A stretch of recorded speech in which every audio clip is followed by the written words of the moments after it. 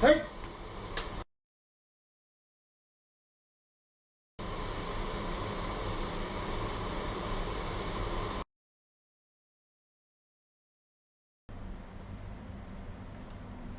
各位網友大家好，歡迎嚟到呢個浪漫堂嘅道具工場啦。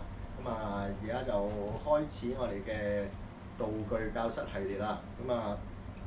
大家剛剛頭先睇嗰個 intro 咧，其實就係呢個道具嘅精髓嚟嘅。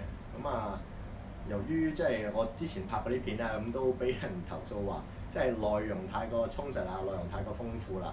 我講嘢咧就太過多啦。一條片就廿幾分鐘，即係佢哋冇咁多時間精神嚟。好，咁我話盡量將佢超濃縮咁樣講啊。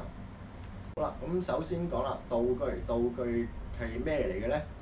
道具嘅定義就係任何物件，只要佢係模仿或者扮演另一件物件嚟到去欺騙其他人嘅話咧，咁咧呢一件咧就係叫道具啦。呢把咧就係我頭先攞嚟示範嘅刀啦。呢把咧就係我07年做嘅道具刀。當然係假㗎啦，膠㗎啦，冇殺傷力㗎啦。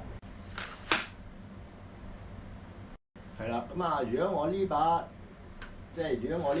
膠刀到你嘅，如果你睇頭先嗰條片覺得呢把刀我真係攞把刀嚟到斬嘢喎，咁咧呢個道具咧就 fulfill 咗佢個 purpose 啦。呢個咧就會係一個成功嘅道具啦。好。